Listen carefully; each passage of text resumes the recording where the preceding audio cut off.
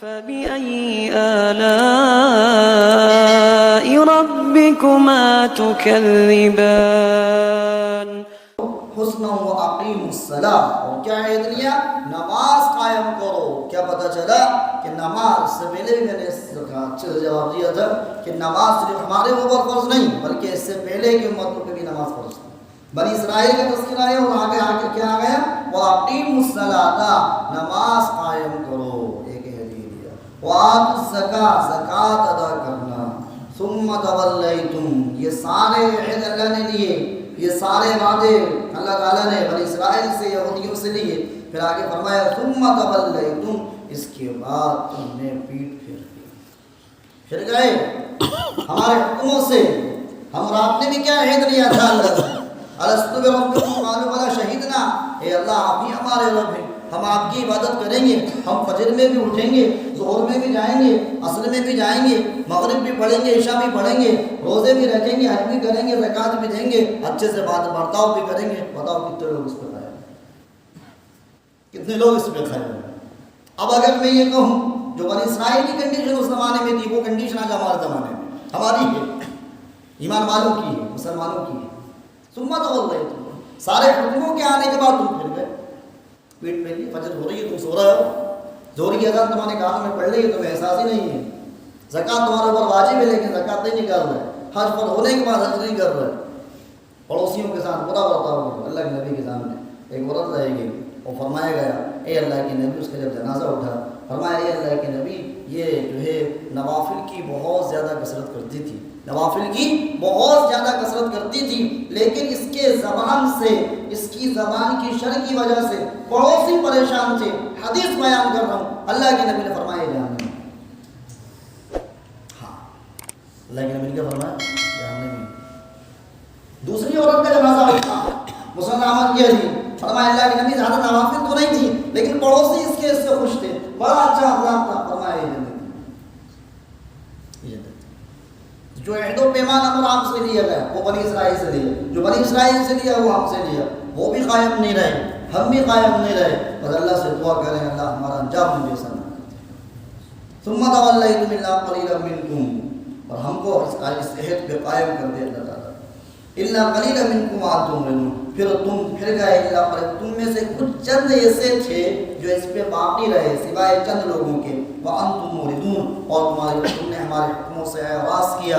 وَإِذْ أَخَذْنَا مِيثَاقَكُمْ لَا تَسْفِكُونَ دِمَاءَكُمْ فرمایا ہم نے تم سے اخذ عہد لیا، اخذ معنی لینا، میثاق معنی عہد، ہم نے تم سے ایک اور عہد لیا، کیا عہد لیا؟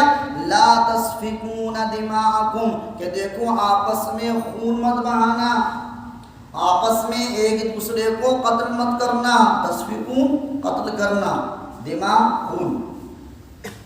حدیث پاک کے اندر اللہ کے نبی صاحب فرمایا ایک بندہ مومن جب دوسرے بندہ مومن پر ہتھیار کے ذریعے سے اشارہ کرتا ہے، کیا کرتا ہے؟ اشارہ کرتا ہے، اور اس کا یہ اشارہ مذاق میں ہوتا ہے، کیا ہوتا ہے؟ عام طور پر بقرعید زمانے میں ہو جاتا ہے، مذاق میں اشارہ ہوتا ہے، فرمایا اللہ کے فرشتے جب تک یہ ہتھیار نہیں رکھتے جب تک اس پر لعنت کرتے۔ اس لیے ہتھیار کے بارے میں کہا کسی کو چھری دے رہا ہو کاٹنے کے لیے پیاز وغیرہ، اسے ہتھیوں کی طرف سے نوک کے اشارہ ہو جائے، ہتھیوں کی طرف سے وہ کے لیے۔ اب یہ سوچیں جب اشارے میں ایسی سزا ہے، قتل کرنا کتنا بڑا گناہ۔ فرمایا لا تقتلوا النفس التي کسی بھی نفس کو قتل مت کرو، ومن احیا فکأنما احیا الناس جميعا ومن قتل فکأنما قتل الناس جميعا جس نے ایک شخص کو زندگی دی اس نے سب کو زندگی دے دی، اور جس نے ایک شخص کو قتل کر دیا اس نے ساری انسانیت کو قتل کر دیا۔ تو دماءکم آپس میں خون مت بہانا، ولا تخرجون انفسکم من دیارکم اور آپس میں ایک دوسروں کو گھروں سے مت نکالنا کہ بدتمیزی کی، بڑے بڑے انداز سے پیش آیا اور گھروں سے جلا وطن کر دیا کہ جاؤ یہاں سے۔ ثم اقررتم تم نے یہ ہم سے اقرار کیا، وانتم تشہدون اور تم خود اس کے شاہد ہو، گواہ ہوئے بنی اسرائیل تم نے ہم سے یہ عہد لیا تھا کہ ہاں ہم ایسا ہی کریں گے۔ ثم انتم ہؤلاء تقتلون انفسکم پھر اس کے بعد تم پھر گئے، ہؤلاء تم سب، تقتلون انفسکم تم نے آپس میں ایک دوسرے کو قتل بھی کیا، وَتُخْرِجُونَ فَرِيقًا مِّنْكُم مِّن دِيَارِهِمْ، اور تمہارے اندر سے ایک گروہ نے، ایک فریق کو گھروں سے نکال بھی دیا. تَظَاهَرُونَ عَلَيْهِمْ بِالْإِثْمِ وَالْعُدْوَانِ، اور تم نے لوگوں کی گناہ پر اور سرکشی پر مدد کی. اللہ کی فرمانبرداری، اللہ کے حکموں کو پورا کرنے میں ایک دوسرے کی مدد کرو، اللہ کی نافرمانی میں ایک دوسرے کی مدد مت کرو. اس کا مختصر ایک وہ ہے واقعہ. دیکھیے اللہ کے نبی جب مدینہ منورہ آئے تو مشرکوں کے دو قبیلے تھے. کتنے؟ دو قبیلے تھے. ایک تھا اوس اور ایک تھا خزرج. اوس اور خزرج. ادھر یہودیوں کے قبیلے تھے کے نام سے بنو قریظہ، بنو نذیر، یہ کس کے قبیلے تھے؟ اور بنو قینقاع، یہ 3 قبیلے تھے یہودیوں کے. اب یہ جو بنو قریظہ تھے یہ حلیف تھے اوس کے. کس کے؟ اوس کے، جو مشرک کا قبیلہ تھا. اور بنو قینقاع اور بنو نذیر جو تھے یہ حلیف تھے خزرج کے. یعنی یہ اوس کے ساتھی تھے، دوست تھے، اور یہ 2 قبیلے قینقاع اور بنو نذیر یہ اس کے دوست تھے. کس کے؟ خزرج کے. اب جب ان دونوں میں جنگ ہوتی، کس میں؟ اوس اور خزرج میں. اب ظاہر ہے کہ ادھر سے یہودی شامل ہیں، جو قریظہ والے ہیں وہ اوس میں شامل ہو جاتے. قریظہ اوس دونوں کا تعلق تھا. اور ادھر جو خزرج کے ساتھ جو 2 تھے قینقاع اور بنو نذیر یہ خزرج میں شامل ہو جاتے. جب ان دونوں میں جنگ ہوتی ہے اوس اور خزرج میں تو یہ دونوں آپس میں بھڑ جاتے. اب کیا ہوتا؟ یہودیوں کو قتل کرتے. نہیں بات ہے، یہودیوں کو گھروں سے نکالتے. تو یہ بتایا جا رہا ہے تقتلون انفسکم وتخرجون فریقا منکم من دیارہم تظاہرون، ان کو منع کیا گیا ہے. دیکھو ایک دوسرے کو گھروں سے مت نکالنا، خراج مت کرنا، اور ایک دوسرے کو قتل مت کرنا. آگے سنیں وَإِن يَأْتُوكُمْ أُسَارَىٰ تُفَادُوهُمْ وَهُوَ مُحَرَّمٌ عَلَيْكُمْ إِخْرَاجُهُمْ. اچھا دوسری چیز یہ ان کو یہ حکم دیا گیا تھا اگر تمہارا قیدی کوئی قید ہو جائے تو اس کو چھڑاؤ، اس کو فدیہ دے کے چھڑاؤ. سمجھا؟ اب جب یہ ہوتا اوس و خزرج لڑتے، ادھر یہ دونوں حلیف ایک دوسرے میں لڑتے، تو کچھ یہودی کیا ہوتے کہ قیدی بن کے شامل ہو جاتے مشرکوں میں. اب یہ کیا کرتے؟ یہودی فدیہ لے کے چھڑا دیتے. فدیہ دے کے یعنی 2 حکموں پہ عمل نہیں ہوا.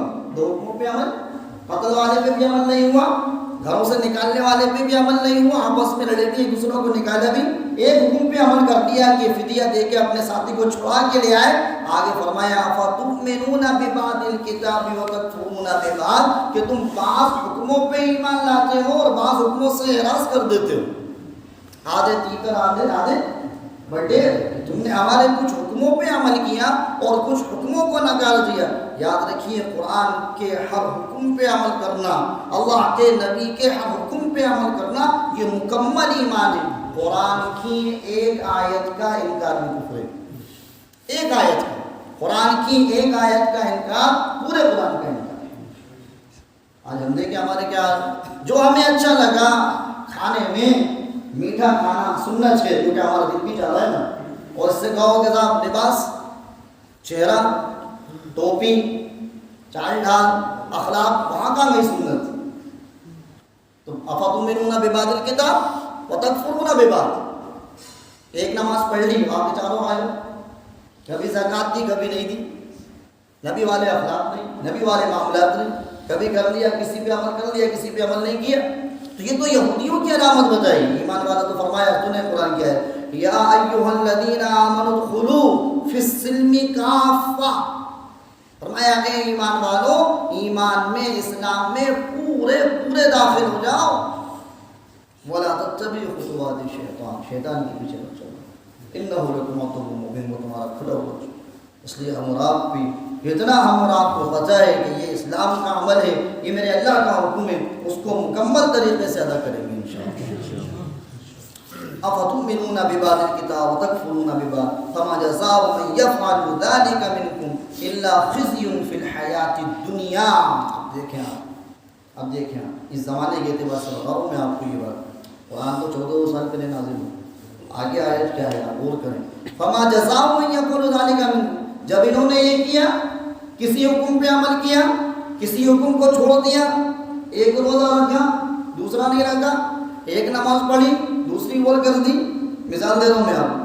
فما جزاء من یفعل ذلک منکم الا خزی فی الحیاۃ الدنیا، جب اللہ کے حکم پر مکمل عمل نہیں ہوا فما جزاء من یفعل، تو اس کی جزا اور اس کا بدلہ ان کے لیے کیا تھا؟ خزی فی الحیات الدنیا، دنیا کے اندر ذلت کی زندگی۔ آج ایمان والا کیسے زندگی گزار رہا ہے؟ دنیا میں رسوائی والی زندگی، کوئی عزت نہیں، کوئی اہمیت نہیں۔ کیا وجہ تھی؟ افتؤمنون ببعض الکتاب وتکفرون ببعض۔ جب یہ حرکت کی تو اللہ تعالیٰ نے دنیا میں ان کو ذلیل کر دیا۔ ہم اور آپ بھی آج کل عزت کی سربلندی کو پہنچے نہیں پہنچے، اس کی وجہ یہ کہ پورے ایمان میں داخل نہیں ہوئے۔ وَيَوْمَ الْقِيَامَةِ يُرَدُّونَ إِلَىٰ أَشَدِّ الْعَذَابِ، دنیا کا معاملہ تو یہ ہو گیا، اب آگے بتا رہا ہے وَيَوْمَ الْقِيَامَةِ يُرَدُّونَ إِلَىٰ أَشَدِّ الْعَذَابِ، اور قیامت کے دن رد کر دیا جائے گا، لوٹا دیا جائے گا ان لوگوں پہ سخت عذاب۔ ایک یردون کا ترجمہ کیے گیا داخل کرنا، کہ قیامت کے دن ان پر سخت عذاب داخل کر دیا جائے گا جنہوں نے یہ حرکتیں کی۔ وَمَا اللَّهُ بِغَافِلٍ عَمَّا تَعْمَلُونَ۔ انسان گناہ کر کے انسان سے چھپ سکتا ہے، انسان گناہ کر کے انسان سے چھپ سکتا ہے، لیکن چاہے آدمی کہیں پہ بھی چلا جائے اللہ سے نہیں چھپ سکتا، اللہ سے، اللہ ہر جگہ۔ وَمَا اللَّهُ بِغَافِلٍ، فرمایا اللہ تمہارے کسی بھی عمل سے غافل نہیں ہے، اللہ کو تمہارے ہر عمل کی خبر ہے۔ وَمَا اللَّهُ بِغَافِلٍ عَمَّا تَعْمَلُونَ، اللہ تمہارے کسی عمل سے غافل نہیں ہے۔ أُولَٰئِكَ الَّذِينَ اشْتَرَوُا الْحَيَاةَ الدُّنْيَا بِالْآخِرَةِ، یہ حالات کو پیدا ہوئے یہودیوں کے ساتھ، بنی اسرائیل کے ساتھ، کہ کچھ عمل کیا، کچھ چھوڑ دیا، اللہ کے عہد و پیمان کو چھوڑ دیا، اللہ کے حکموں کو توڑ دیا، اس کی وجہ آ گئی۔ اولئک الذین اشتروا الحیاۃ الدنیا بالآخرہ، یہ اس وجہ سے کہ انہوں نے دنیاوی زندگی کو ترجیح دی آخرت کی زندگی کو۔ اشترا خریدنا، ایک معنی ترجیح دینا، یعنی دنیاوی زندگی کو خرید لیا، دنیاوی زندگی میں لگے رہے کہ ٹھیک ہے دنیا میں عیش ہو جائے، دنیا میں آرام ہو جائے، قبر میں عذاب ہوگا تو ہو، جہنم میں عذاب ہوگا تو ہو، فلاں وادی جہنم کی ہے تو ہے، ارے سوچتا ہی نہیں سوچتا، دنیا میں تو عیش ہو جائے ہمارے 4 دن کی زندگی، پھر اگلی رات 6 بھی دیتا ہے، سمجھ پتا۔ تو یہ وجہ بتائی کہ انہوں نے کیا کیا، دنیاوی زندگی کو ترجیح دی، دنیاوی زندگی کو اہمیت دی آخرت کی زندگی پہ، آخرت کی زندگی کو بھول گئے۔ فلا یخفف عنہم العذاب ولا هم ینصرون، فرمایا ان سے، ایسے لوگوں سے عذاب اللہ کا ہلکا نہیں کیا جائے گا۔ یخفف یعنی ہلکا ہونا، اللہ کا عذاب ان پہ کوئی ہلکا نہیں کیا جائے گا بلکہ سخت عذاب ہوگا۔ ولا هم ینصرون، اور وہاں ان کی کوئی مدد نہیں کرے گا۔ ولا هم ینصرون، کوئی مددگار، وہ اپنا مدد کرنے والا، کوئی حمایتی وہ نہیں پائیں گے جو اللہ کے عذاب سے ان کو بچا لیں۔ اللہ تعالیٰ مجھ کو اور آپ کو